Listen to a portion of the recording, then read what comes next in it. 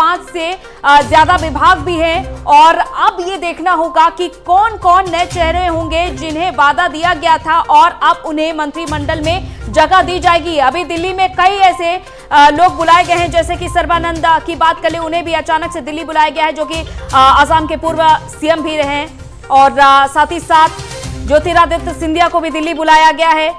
कई लोगों को अभी तक दिल्ली बुलाया गया है और कई लोगों के नाम हैं जिन पर फिलहाल चर्चा हो रही है। चाहे हम आरसीपी सिंह की बात कर लें, उन्हें भी दिल्ली बुलाया गया है, जो कि जेडीयू से हैं।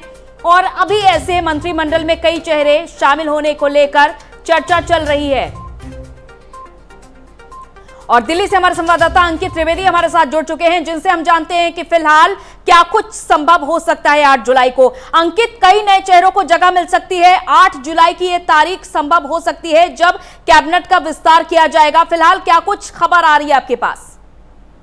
अंजलि, सबसे पहले मैं आपको बता दूं, कल से जो मोदी कैबिनेट विस्तार को लेकर तमाम बातें निकल के आ रही थी, तमाम अटकलें थी, उनको विराम लग गया है। दर्शकों को मैं ये भी बताना चाहूंगा, जो मोदी कैबिनेट का विस्तार होना था तो उसमें जो ज्योतिरादित्य सिंधिया है उनका भी नाम चर्चाओं में, क्योंकि उनका अहम रोल मध्य प्रदेश सरकार बनाने में रहा है। अगर मैं वही बात करूं, कांग्रेस के वरिष्ठ नेता रहे और भारतीय जनता पार्टी का कुछ ही दिन पहले दामन थाम चुके जितिन प्रसाद का नाम भी चल रहा है।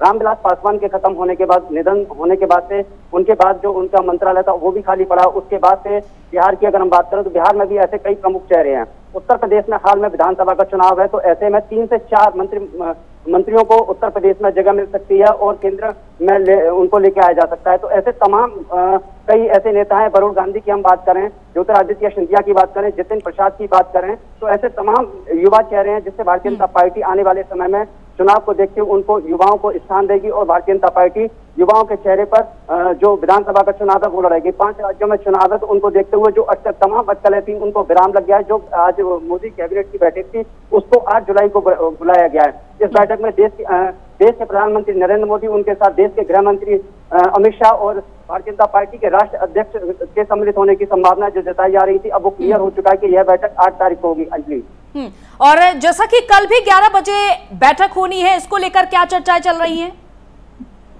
देखिए, मैं बता दूं, भारतीय जनता पार्टी के राष्ट्रीय अध्यक्ष हैं जगत प्रकाश नड्डा, जो कि हिमाचल के दौरे पर हैं। उनके आज शाम को दिल्ली पहुंचने की संभावना है। इसके बाद ये सारी स्थितियां साफ होंगी कि जगत प्रकाश नड्डा के आने के बाद ऐसे कौन कौन से चेहरे होंगे, ऐसे कौन कौन से जो मंत्रिमंडल में शामिल होंगे, ऐसे कौन कौन से नाम होंगे, उन सबको लेकर आज शाम को ये सारी स्थिति साफ हो जाएगी। मैं आपको वही बता दूं, मध्य प्रदेश के उज्जैन में ज्योतिरादित्य सिंधिया महाकाल के दर्शन करने पहुंचे थे और उन्होंने मीडिया से बातचीत करते हुए कहा है कि मेरा जो आत्मीय लगाव है, जो मेरी अंदर की जो आत्मा है वो महाकाल में बसती है।